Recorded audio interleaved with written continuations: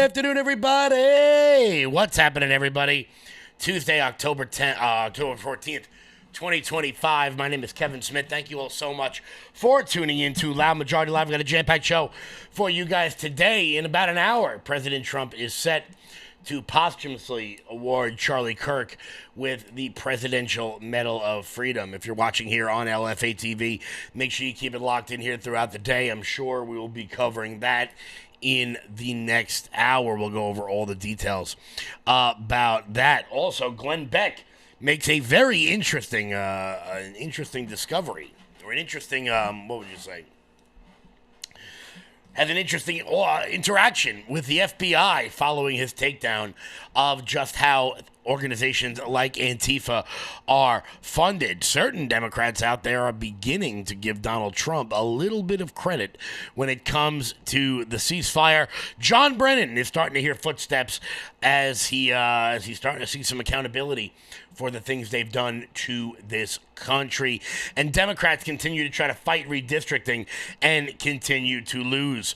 But before we get started, though, guys, do me a favor and hit that thumbs up button. Share the video out all over the place. We are rocking. We are rolling. Things are getting worse and worse for Letitia James. Things are getting worse and worse for Big Tish. Big Tish. Not good. Not good at all for her. Very funny for the rest of us. Before we get started, guys, do me a favor.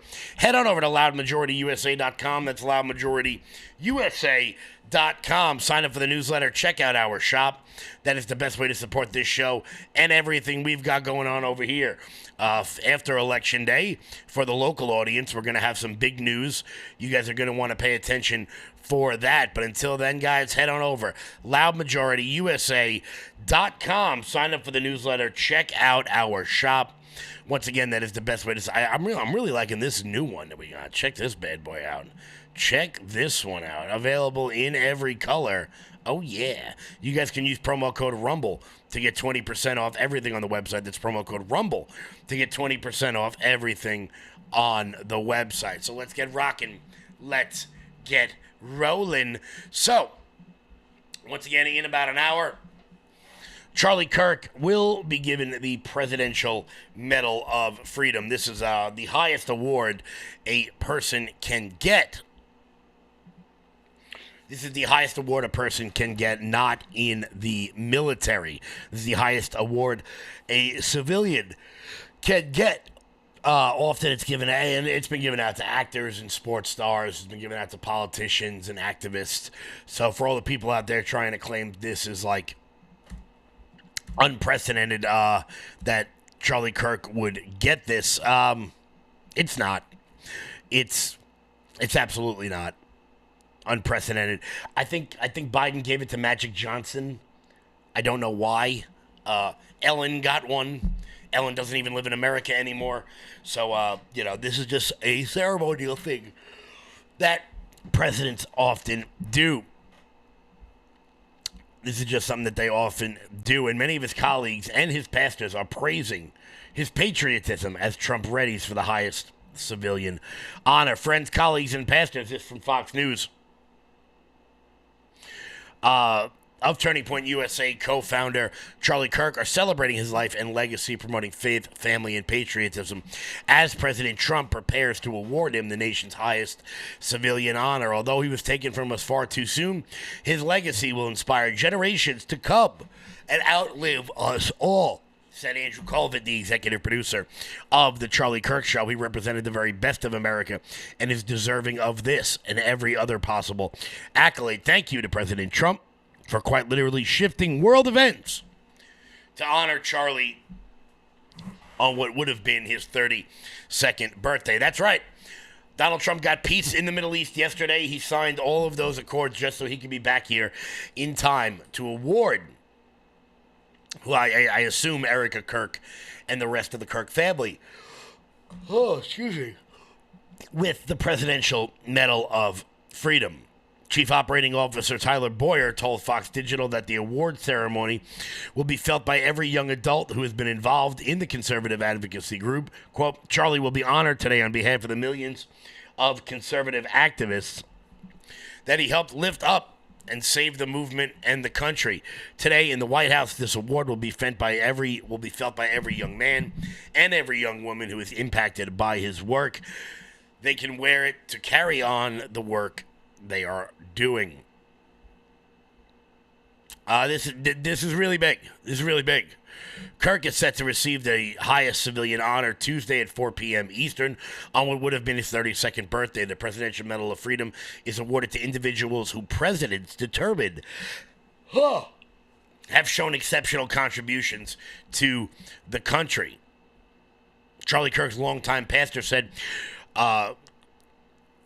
Kirk's entire adult life and he contended for freedom his entire adult life and paid the ultimate sacrifice to protect and defend the inalienable right given to mankind by God that Charlie trusted and loved. This is going to be a big one.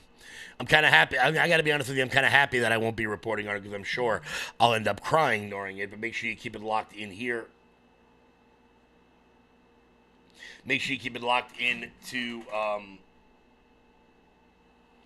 LFA TV all day. I'm sure they'll be covering that in the next hour. It's going to be big. It's absolutely going to be big. What else is big is that it seems like the federal government is finally beginning to take action against the organization known as Antifa. So much so that the other day, Glenn Beck of Blaze Media did an expose on exactly how organizations like Antifa are being funded, exactly how they are moving about the country. Here was the ending of it on how they're being funded. And then you have this, funding sources. Now this is interesting. Again, who do you write to check to? This is split between nonprofits and foundations, also crowdfunding sources. Now, I already mentioned the Tides Foundation, one of the darkest of the dark left-wing radical money funnels on the planet. You know, who knows all the trails that lead back to Tides? But just for starters, let's look at these. Tides Foundation funds an organization called Alliance for Global Justice. Money from here. They refunnel money to groups like Refuse Fascism. They also give to the National Lawyers Guild, over $1 million from 2018 to 2019 alone. Are you going to write a check for $1 million to a leaderless group that has no organization at all and just say, yeah, you guys know what to do with it? Who knows what to do with it? This is how the radical left-wing money trail operates. It's designed to be opaque. It's designed to be confusing and disappear. But the connections are all there. So why haven't we done anything about it up until now? Okay, up next, who else but George Soros' Spooky Dudes, Open Society Foundation. They also fund the Alliance for Global Justice. They also are with the Antifa support groups. The charitable funding sources are legion for just that one. Then you have Fidelity Investments. Where do you have your money invested? Fidelity Investments Charitable Gift Fund. They donate to the National Lawyers Guild.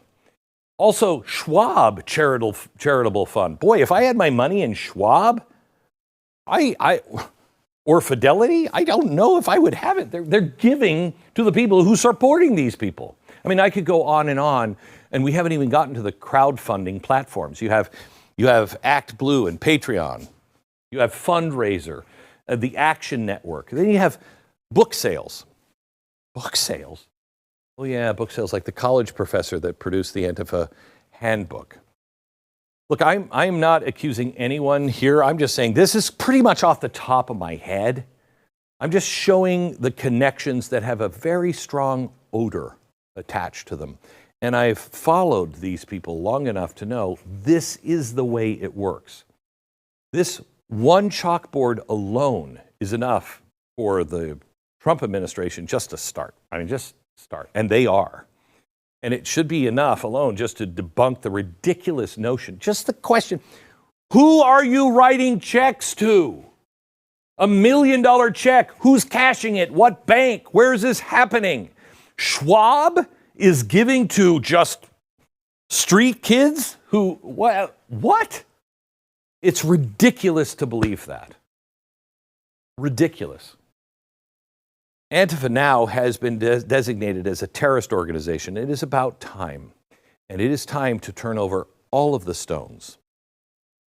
I am proud to say that after the first of the year, we're turning over not just the little stones, we're turning over the big boulders as well. We will show you in an epic special much, much more on this.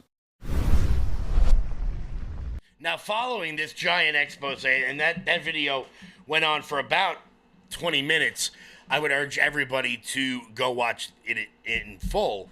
Glenn always does a tremendous job and has for several decades. Following that, it turns out some people in the FBI were watching that video, and Glenn got a call from the FBI. Now, why is this important? I'm going to tell you why. Because it shows that the people who currently hold power in this government are listening to alternative media sources. They are not just going to the ABCs and the NBCs. They're not reading Politico. They're not doing what people traditionally do. They're watching The Blaze. They're watching networks like ours.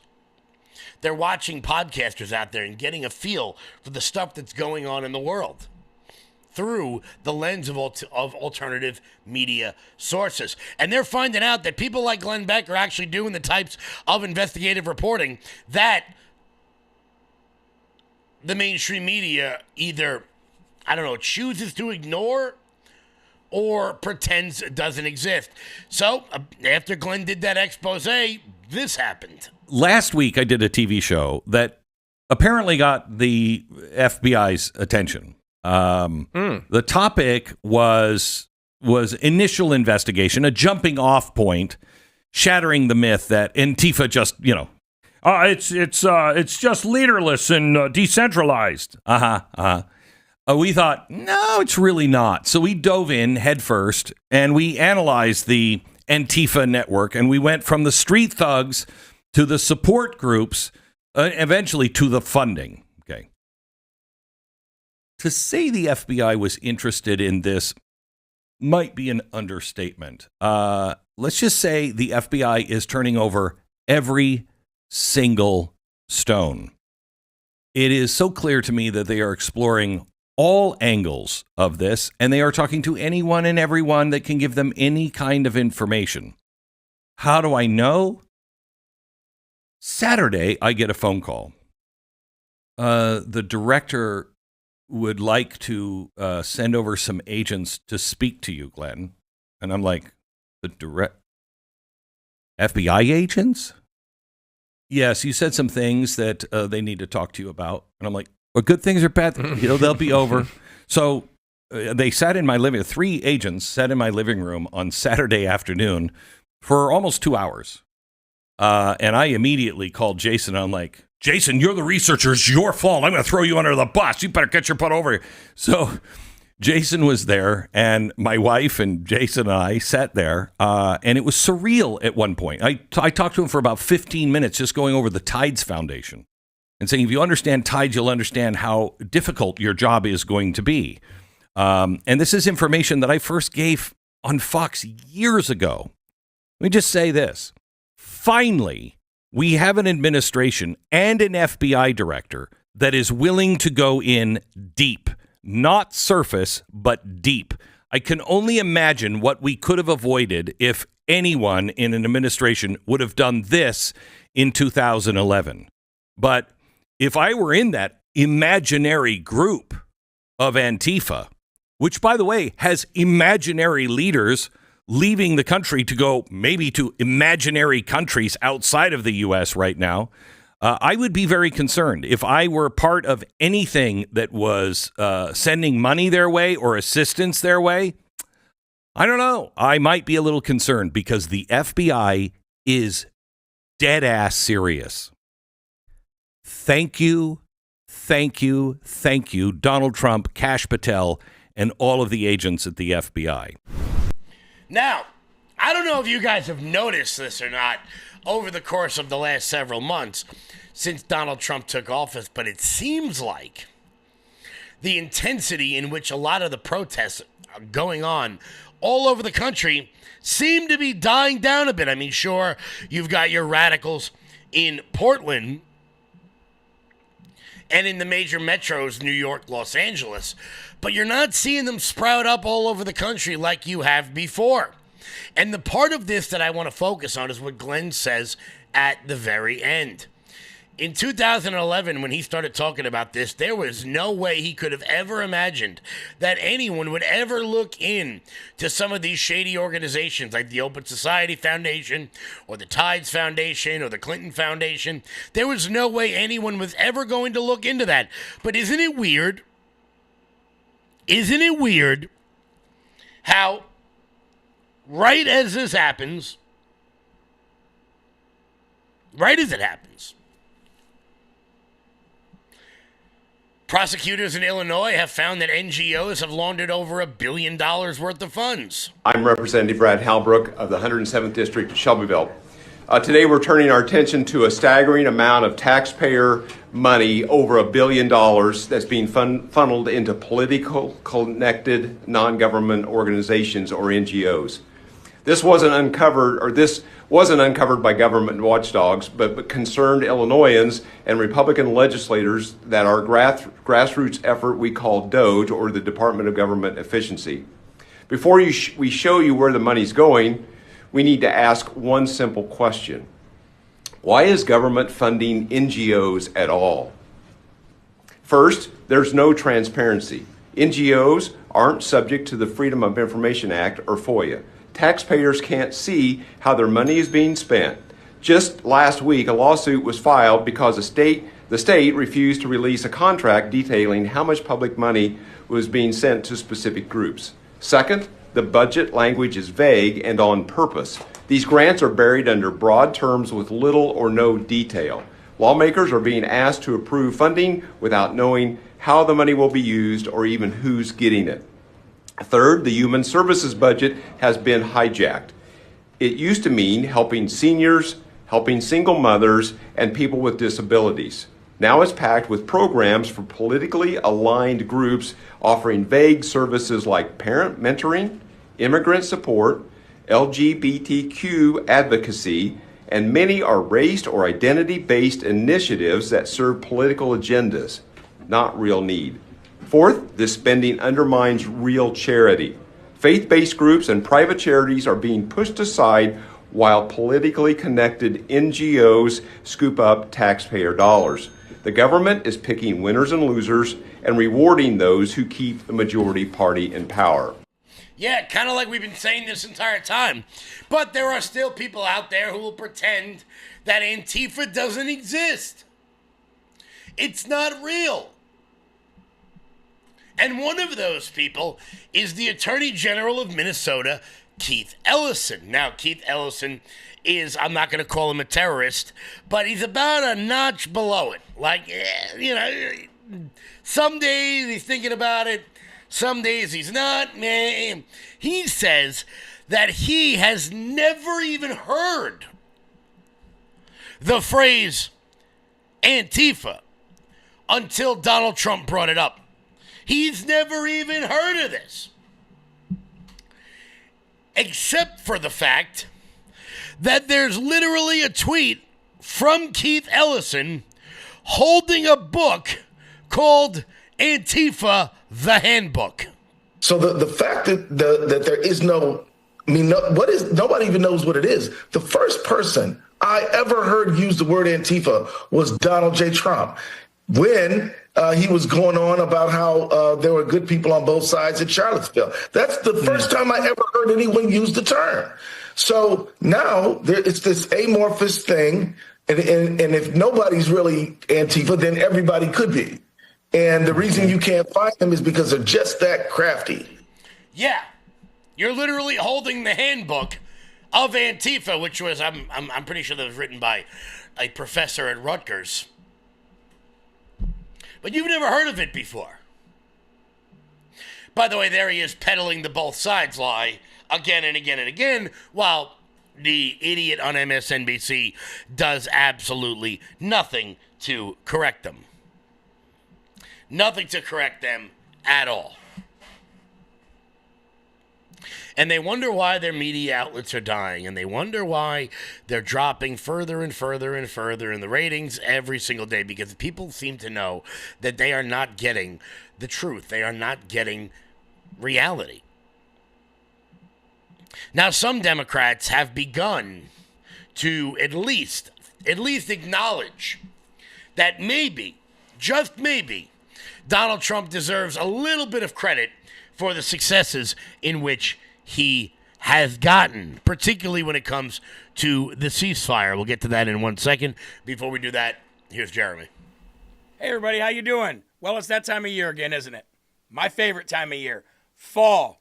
Oh, I love the leaves. I love the autumn smell. I love the pumpkins. I love it all right before the snow flies.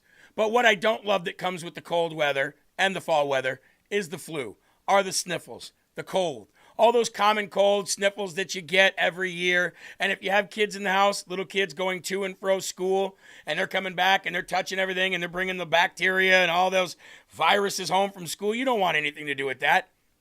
You want to be proactive rather than reactive. That's why we're going to talk about propolis today. You know what propolis is? Well, ladies and gentlemen, propolis is what works as a barrier to keep the beehive absolutely safe. And what am I talking about? Well, Beekeepers Naturals. Now, my wife really turned me on to this. This is an endorsement of my wife and then myself as well. Beekeepers Naturals, folks, that is exactly what this is. This is a proactive rather than a reactive, all natural, all clean alternative to big food and big pharma. You've got your Beekeepers vitamin C packs, which are perfect for on the go, right? You've got your Beekeepers Propolis nasal spray. A few shots up the nose, clears out your nostrils, cleans any congestion that you have, and it's all natural, and it's going to work as a proactive barrier to any of that unwanted bacteria getting in. How about the Beekeepers All Natural Propolis Immune Throat Spray? 3 or 4 pumps of that a day, and anything that you're breathing in is going to be either repelled or killed right away. That's the amazing thing about propolis, and that is the amazing thing about Beekeepers Naturals. And I got a 20% discount for you. What's better than that? 20% discount. Look, you can even get the throat soothing pops and the kids prebiotic fiber pops along with the throat spray, along with the nasal spray, along with the vitamin C packs. Folks, they've got it all, and it's an all-natural, clean, beautiful option for you to have in order to, get away from the big food, get away from the big pharma, and go more natural, especially with a 20% discount. How can you not go to Beekeepers Naturals today /LFA and get your 20% discount? Clean out your medicine cabinet today with beekeepers.com /LFA. And now back to the show.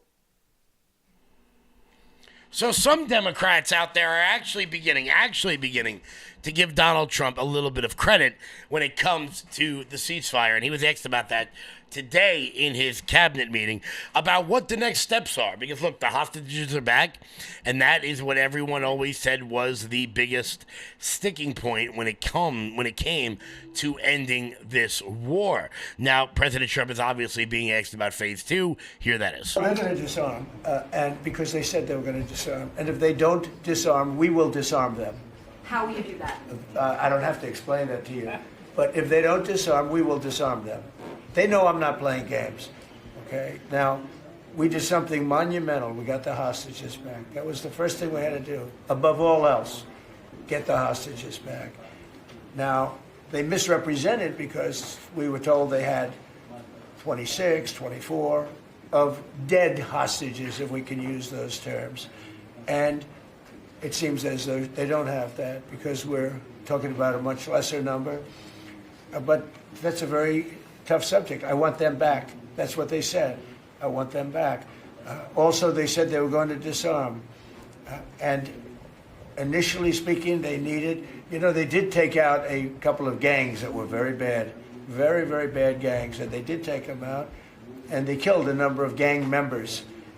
And that didn't bother me much, to be honest with you. That's okay. We had a couple of very bad gangs. It's no different than other countries. Like Venezuela sent their gangs into us, and we took care of those gangs. We have Washington, D.C. is one of the safest cities in the country. It was one of the worst cities in the country if you go back just a little while ago, right? Now it's safe. You can walk to work. Isn't it nice? But we have told them we want to disarm, and they will disarm. And if they don't disarm, we will disarm them. And it'll happen quickly and perhaps violently. But they will disarm. Do you understand me? Yes. You say because quickly. you always, everyone says, oh, well, they won't disarm. They will disarm. And I spoke to Hamas, and I said, you're going to disarm, right? Yes, sir, we're going to disarm. That's what they told me. They will disarm or we will disarm them. Got it? That's pretty much the ultimatum. And as we showed on yesterday's show, it turns out the Democrats out there are excuse me, not Democrats. Hamas realizes that this is not an F around administration like the last one. That there will be consequences to those actions. And some people are actually beginning to give him a little bit of credit. Here was Bill Maher yesterday with William H. Macy. I always say this, you cannot ever deny success. You just have to give your respect, even if it's not your thing. Don't have the humility to give it up for enormous success on any level. I agree. Trump, not my choice, didn't vote for him, but somehow, a lot of people did. And he's, I can't deny the success. I can't either. Yeah. And he's the president. And he's the president. Credit where credit is due. Is the Overton window beginning to shift? Are people starting to notice that maybe, just maybe, things aren't as bad as some of them may have hoped they would have ended up being? But he wasn't the only one. Here's Chris Cuomo. First, the easy part. I didn't think it was going to happen. Bravo to America. Bravo to the Trump administration. Bravo to President Trump, especially something I really didn't expect.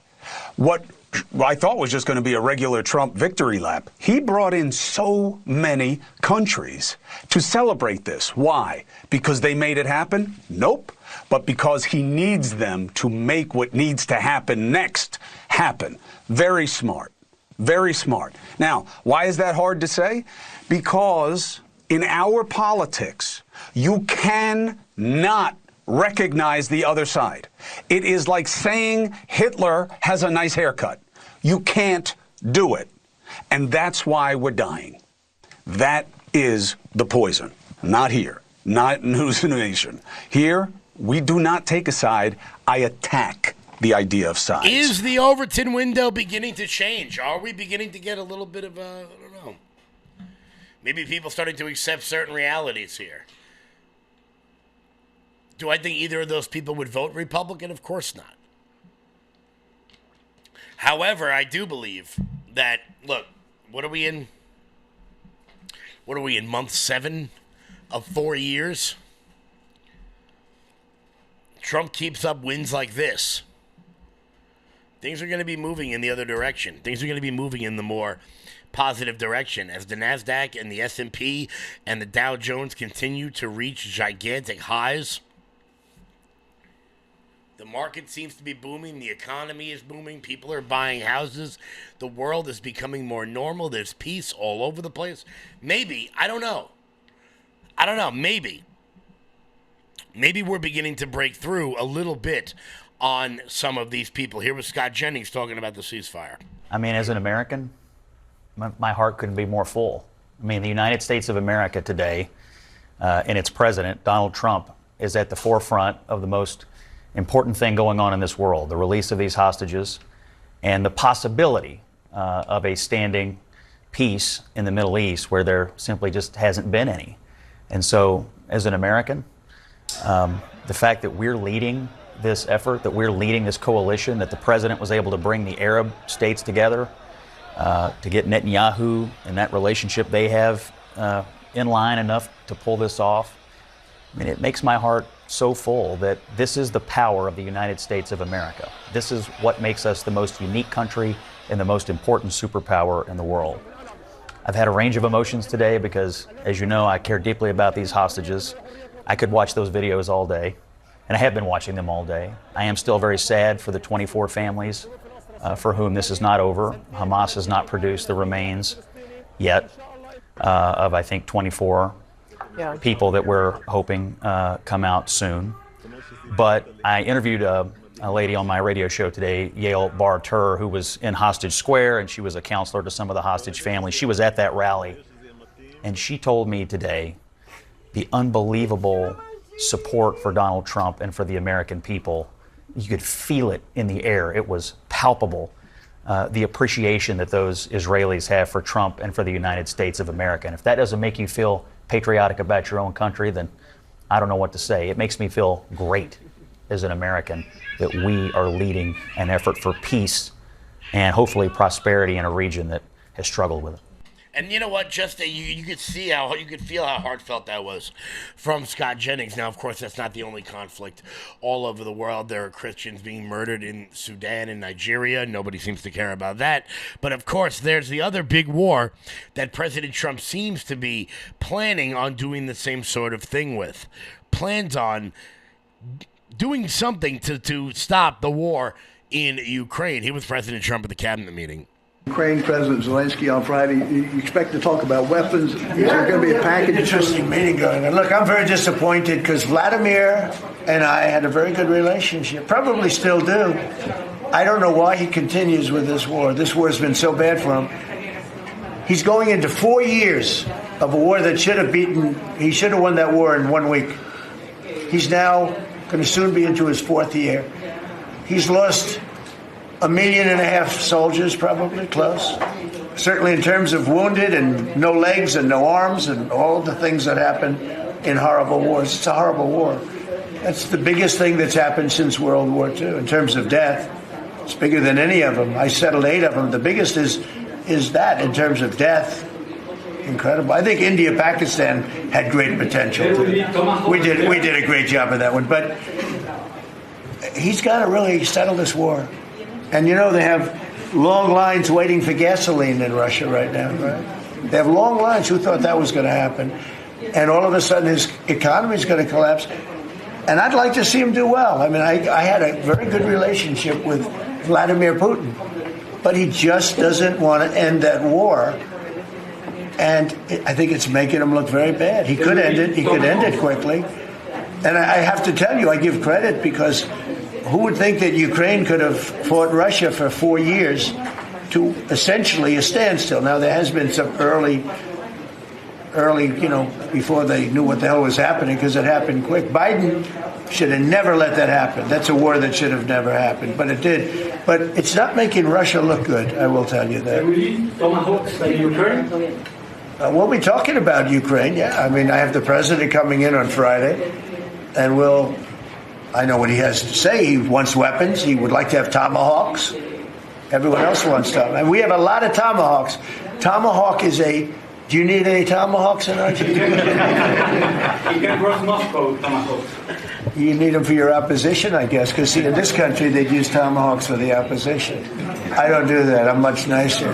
The Democrats would use them if they had the chance. They're sick people. Go ahead. That's just fun. That last part is just funny.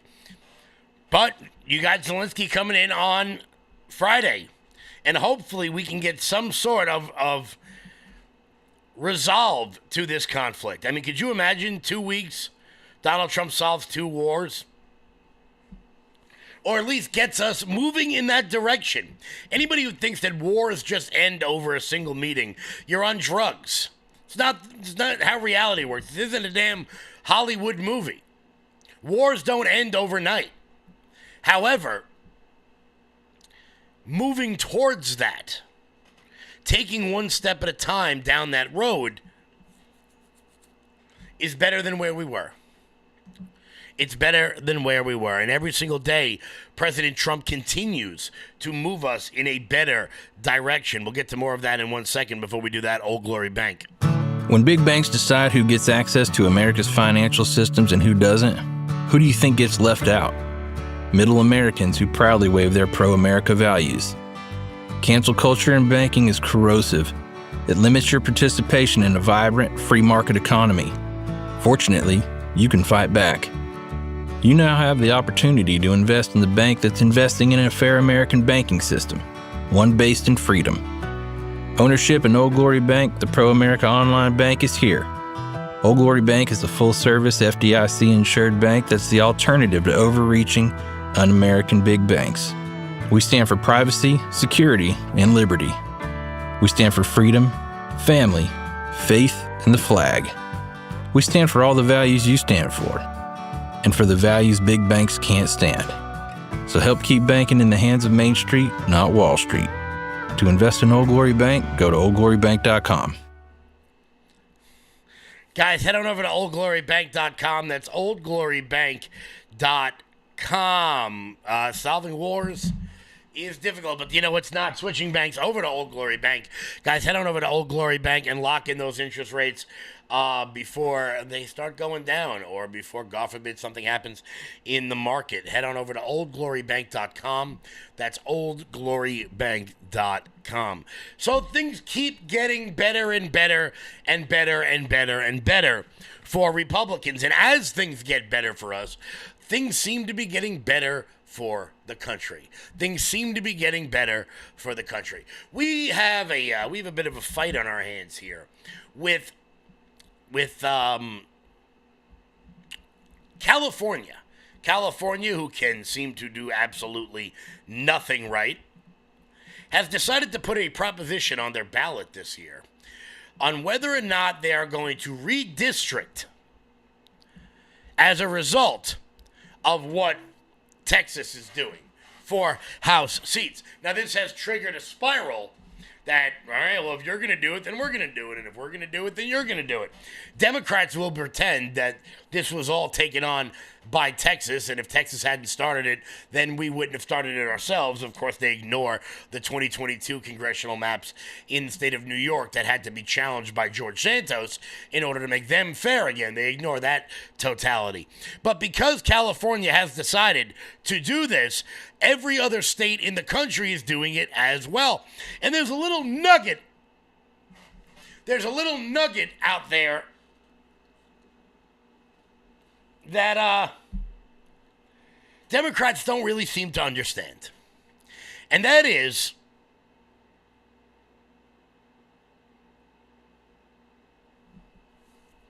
that if California does this and other states do it as well, this is going to end up very, very poorly for Democrats.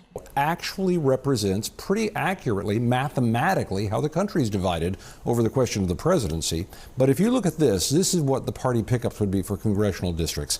Republicans, 5. Missouri, 1. North Carolina, 1. Ohio, 2 or 3. Indiana, 1 or 2. Florida, still discussion down there, but that could be another gold mine for them if they tipped it even further their way.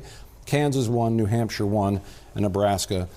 Democrats, Utah, California, Maryland. Look at this. If you offset California and Texas, Missouri and Utah, North Carolina and Maryland, everything left over is an advantage to the Republicans. And don't forget, the Supreme Court is considering what could really be the end of the Voting Rights Act, which would protect minority groups. So you don't have a state that's half black, for example, that elects only one congressional member and everybody else goes to the Republicans that would represent that population in some ways. So if that is gutted, Democrats could lose 19 seats. This would be a huge amount. But this is also a measure of how much the White House is concerned about this, because Donald Trump knows if the Democrats get the House again, there could be new investigations just like last time. There could be a new impeachment. There could be a lot of impediment to these plans that right now the Republicans in the House and Senate are letting run like a freight train. Yeah. Democrats could lose a total of 19 seats if they keep this up. And that's not even counting the 2030 census that is obviously going to change due to the removal of so many illegal immigrants. I got news for you guys. Democrats screwed up so badly in 2020 that if we win 2028, I don't think Democrats will ever win a national election ever again. I don't think they'll ever have control of the Senate ever again. And for the people out there that think that this is a crazy notion, I want to be very clear. Between the end of World War II and like the early 90s, Republicans never controlled the House of Representatives. For like 45 years. They never won the House. And then you had the Gingrich Revolution, and you had the contract with America, and then people started to move a little bit. People started to move and become more enclaved. I'm telling you right now, between the deportations and the redistricting, we may finally get to see fair congressional maps in this country. And if we see fair congressional maps, we will never see Democrats in power again. And I got to tell you, that's really great. It's really great because when Democrats do get in power, they do disgusting crap like this. Before we get to that, guys, Mike Lindell. I'm excited to announce that we're having our first ever mega sale on overstock clearance and brand new products. For example, save over 50% on this season's flannel sheets. Queen size only $59.98. Kings only $69.98. They sell out fast every year, so order now. Save 20% on our brand new My Crosses. They're designed in the likeness of the one I've worn every day for over 20 years. They come in men's and women's, and they're made right here in the USA. Get our 2025 six-piece My Towel sets for only $29.98. Our initial quantities are extremely low, so get them now before they go. And our best-selling standard My Pillows, just $14.98. So go to MyPillow.com or call the number on your screen. Use this promo code to take advantage of our first ever mega sale. But wait, remember that $75 free shipping rule? Well, that ship is sailed because right now, every order ships absolutely free. Guys, head on over to MyPillow.com, promo code LOUD, that's MyPillow.com. Promo code LOUD for up to 80% off everything on the website.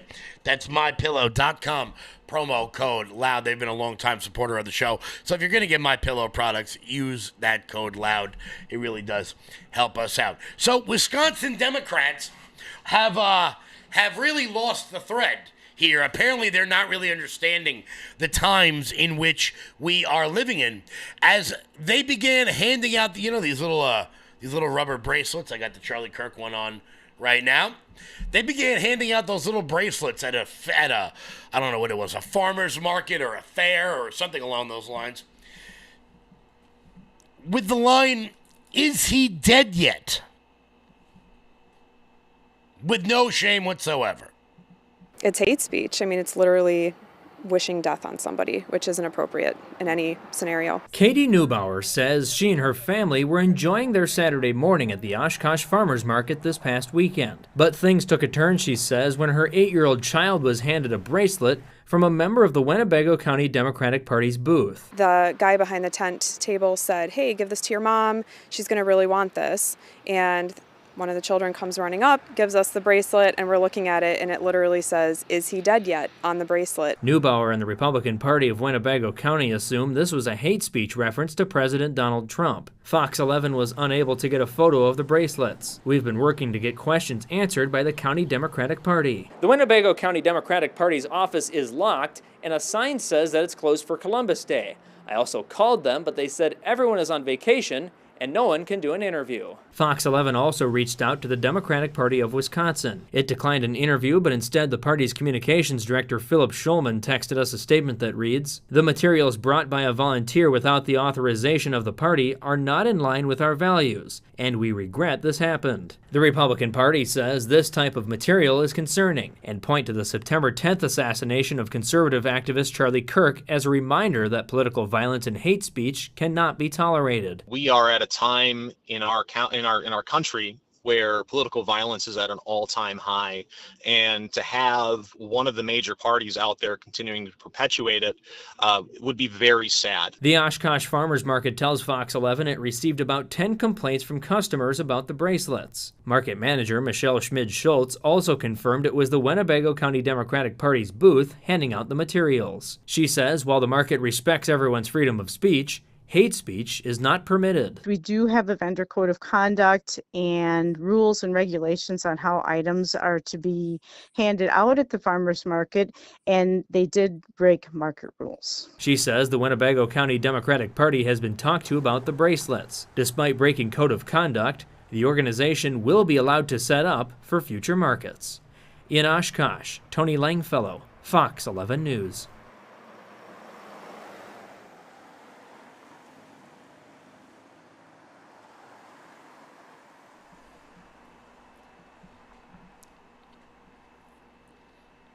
Right, but we're the violent ones. Right, we're the ones handing out bracelets, hoping people die.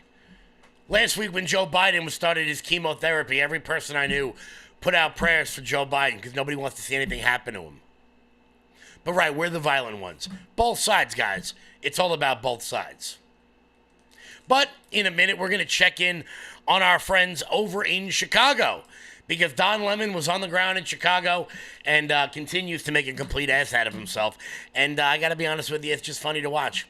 It's just funny to watch. Before we get to that, guys, do me a favor and head on over to lfatv.us. That's lfatv.us. That's everything you need for Live from America, baby.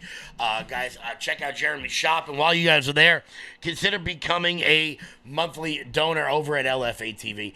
That's how we keep the lights on over here. We can't do it without your help, guys. Head on over to lfatv.us. That's lfatv.us. So Don Lemon was on the streets of Chicago asking the residents how they felt about ICE and the ICE protesters. Let's see how that went. What do you think when you see all this happening? What do I think? I think that it's inexcusable. I see people that are coming here that are showing violence, are showing hatred, intolerance, people that are blocking vehicles and damaging vehicles and throwing bottles at vehicles and throwing fireworks. And hold on one second.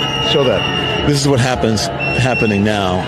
When the vans come in, it is believed that the vans are carrying, most of the time they're carrying people that they have picked up, detainees. And so these people are ticked off. Now, I'm speaking to a resident now who you're not happy with these protesters, right? I'm not, most definitely not. I think what we see here today with the state police and the Cook County Sheriff's presence is showing a show of force to keep them off the road. Can you go here? Because I want them to see that. Just turn around. Okay. So we need to talk to you.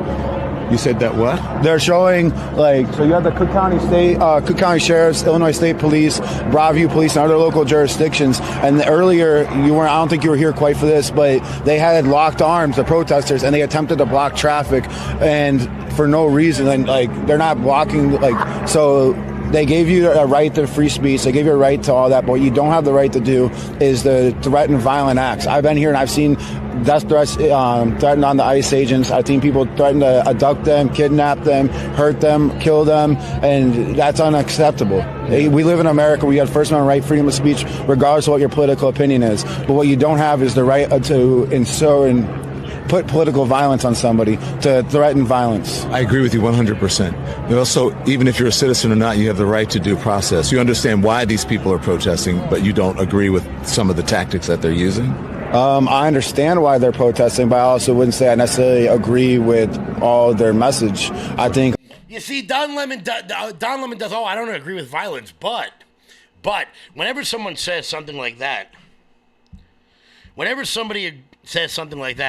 it is basically just a reminder that they don't really care about the first half of the sentence.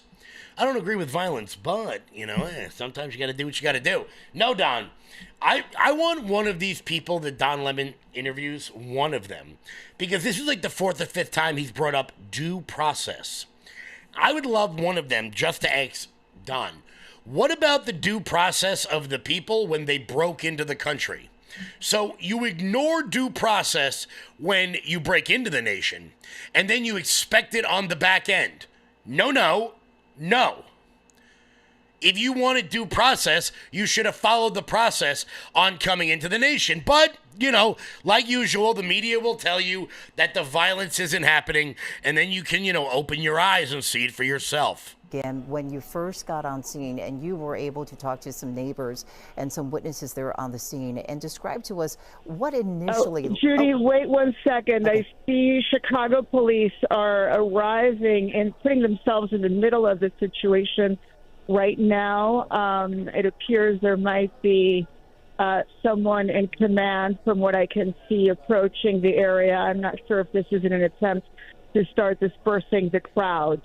But we have just in the last few seconds seen Chicago police, who had remained at bay, now starting to put themselves in the middle of the, protesters are starting to throw rocks. We're going to get away from the scene right now, Judy. Okay, Michelle, you take care of yourself. I'm going to let her get off the phone.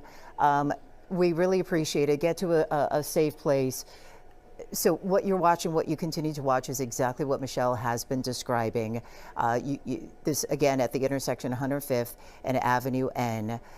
Last Michelle said as protesters started throwing rocks, and you can see that there is some chemical being deployed right there at this intersection. Just prior to this, you did see what appeared to be Chicago police officers and some commanders there trying to have some type of a dialogue with the protesters there at the intersection. It would seem that they were trying to disperse the crowd and maybe usher them off the street so that the agents could possibly move their vehicles. And it was at that point that Michelle noticed that protesters started throwing rocks, and this is the end result. Earlier, we had heard that there were pepper balls being sprayed into the crowd because someone had thrown eggs, or some neighbors had thrown something at the agents. And now reports of rocks being thrown, and that was coming from Michelle, a reporter right there on the ground. She has now gotten off the phone with us. They're trying to get to a safer place, of course, but we can continue to watch this picture. Fortunately, with Chopper 7 up in the air, we can still continue to monitor what is happening here. Again, if you are just joining us here on stream, this situation has been very tense for the last, maybe about 40 minutes. But remember, guys, none of that's happening. I know you just watched it happen.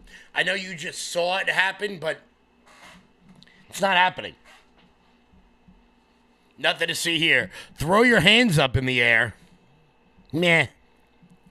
Nothing. Absolutely nothing. We got a couple more stories that I want to make sure that I get to real quick as we continue to get closer and closer to Election Day here, both in Virginia and in the state of New Jersey, because polls are dramatically tightening in New Jersey. A new neighborhood research poll just dropped at the end of last week, saying that Jack Ciattarelli is now tied with Mikey Sherrill in what is going to be one of the most closely contested races I think we've ever seen in America, in the state of New Jersey. This is huge. This is absolutely gigantic. If this is really coming down to the wire in this race, and it looks like it in this neighborhood research poll, head-to-head, it's 44-44. With unaffiliated voters, that's independents, breaking for Jack Ciattarelli by 19. People who are definitely voting. Jack Ciattarelli is up by 4. If we're able to get a win in the state of New Jersey, man, New York is going to be hot in 26. New York is going to be hot in 2026, and I am absolutely excited about it. Giddy up, let's go. A few more news stories that I wanted to make sure that I got to. It turns out that Letitia James, while she's fighting off a mortgage fraud case, is also dealing with the fact that her grandniece was living in her Virginia home while she was a fugitive. That's right, Letitia James, the Attorney General of New York, housed a fugitive relative in her Virginia house for 5 years. The under fire prosecutor's grandniece, Nikita Thompson, had been living with her 3 children in Letitia James's 3-bedroom property for 5 years. It has been revealed that this niece was wanted by authorities in Forsyth County, North Carolina, for failing to finish her probation. Court documents obtained by the Daily Mail show. So not only did Tish James lie about where her primary residence was, now we know why. Because it turns out her niece was a fugitive of justice who was hiding out in the house. Things just keep getting worse and worse for Letitia James. Also, a few other stories real quick. What do we got, 2 minutes left? We got 2 minutes left before the big before the Medal of Freedom ceremony. Real quick, you know what? I think we'll dive into this one first. I think we'll dive into this one last. There's a guy running for sheriff in Arkansas. Many of you have never heard of him before. Lonoke County. In Lonoke County, an Arkansas father and veteran has launched his campaign for sheriff, saying that the system failed him when he acted to, quote, protect his daughter, led him to launching his bid. Aaron Spencer has been charged with killing a 67-year-old man who was found with Spencer's missing daughter. The man had allegedly had already been charged with sexual assault against the teenage daughter. So this man killed a guy who had assaulted his teenage daughter, and while he's out on bail, he's deciding to run for sheriff. Hello, Lone Oak. My name is Aaron Spencer. Many of you know my story. I'm the father who acted to protect his daughter when the system failed. I'm also a husband, a combat veteran of the 82nd Airborne Division, a contractor, and a farmer.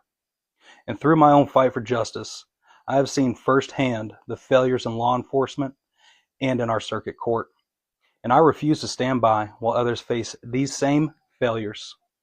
That's why I'm announcing my candidacy to run for Lonoke County Sheriff. This campaign isn't about me. It's about every parent, every neighbor, every family who deserves to feel safe in their homes and safe in their community. It's about restoring trust, where neighbors know law enforcement is on their side, and families know that they will not be left alone in a moment of need. Together, we can build a safer, stronger Lonoke County for every family. I'm Aaron Spencer, and I'm running for sheriff of Lonoke County. So this guy's daughter got raped by this guy. He then killed him. Look, dude, I don't know who this guy is, and I don't even know where the hell this county is in Arkansas, but I will go help this man for free. I wish more people would do these sorts of things. I really do. If the justice system isn't going to protect you, then it's up to people to protect themselves, unfortunately. Guys, it is 4 p.m. I want to thank everybody so much for tuning in. Make sure you keep it locked in here for Hannah Faulkner. We're going to see what's going on with we're